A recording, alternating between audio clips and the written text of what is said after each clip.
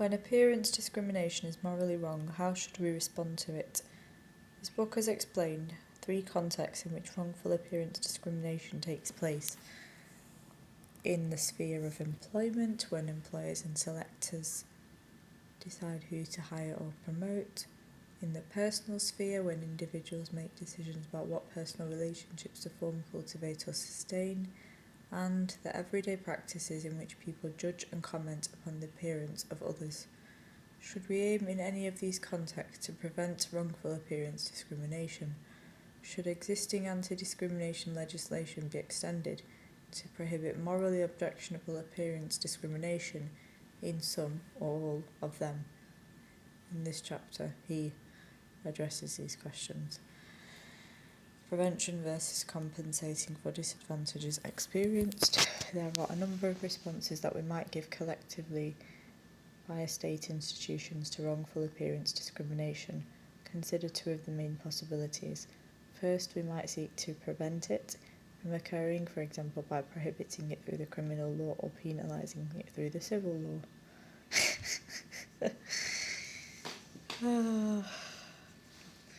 Second, we might adopt policies that aim to compensate victims for its adverse effects on them when it occurs. That is, policies that aim to provide either some recompense, how do you say that word, to those who have experienced appearance discrimination, or some remedy for the I am definitely taking this book to court. I'm going to use it as almost a form of a Bible when it comes to what's happened to me at the university. You had best believe I will use this book.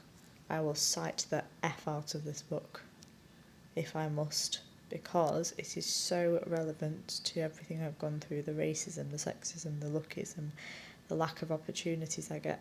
The fact that I'm unemployed and homeless today isn't through choice. I can assure you of that. It is a complete lack of being given basic opportunities because of discriminated people. But anyway, let me move on.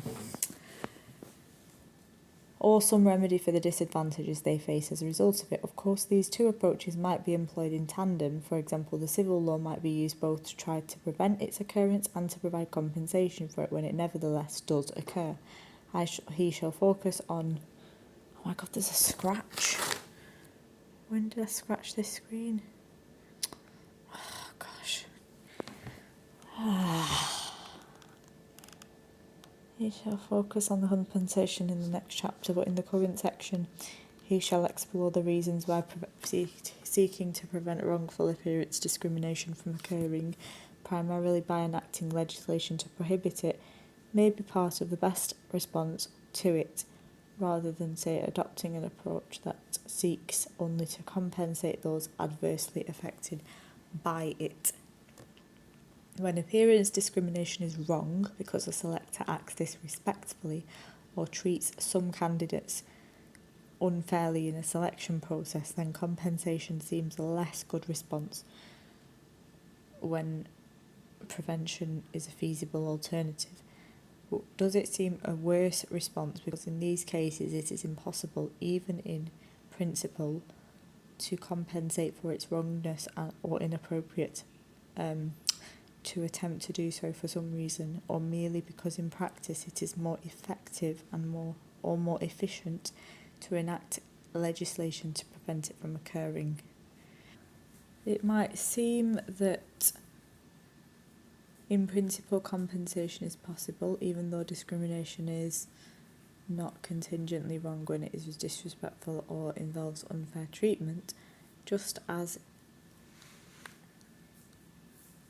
I'm too tired.